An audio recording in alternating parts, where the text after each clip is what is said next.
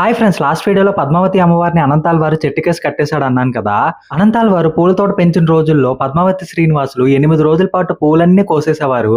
ఎవర్రా పూలన్నీ పట్టుకుపోతున్నారు అని చెప్పి 8 రోజుల పాటు నిద్ర కూడా లేకుండా అనంతాల్ వారు కాపలా కాశారు.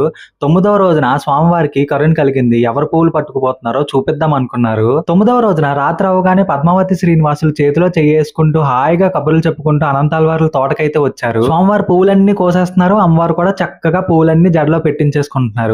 ఒక్కసారిగా ఏంట్రా ఈ శబ్దం అని చెప్పి అనంతాల్ వారు వెనక్కి తిరిగి చూశారు. అబ్బా, ఇన్ని రోజులకు దొరికారా, ఇన్ని రోజులు పూలన్నీ కోసేశారని చెప్పి కోపంతో ఇద్దరిని పట్టుకోవడానికి వెళ్ళారు. అనంతాల్ వారు ఇద్దరిని పట్టుకోవాలనుకున్నారు కాబట్టి అమ్మవారు అయ్యవారు పట్టుకున్న చేతుల్ని గట్టిగా తన 2 చేతులతో పట్టుకొని దగ్గరికి లాగేసుకున్నారు. వెంటనే స్వామివారు పరిగెట్టుకొని పారిపోయారు. అనంతాల్ వారి దగ్గర అమ్మవారు ఉండిపోయారు. ఏమ్మా, మీకు ఇంకే చోటు దొరకలేదా? ఇక్కడికొచ్చి కబుర్లు చెప్పుకుంటూ పువ్వులు కోసేస్తున్నారు.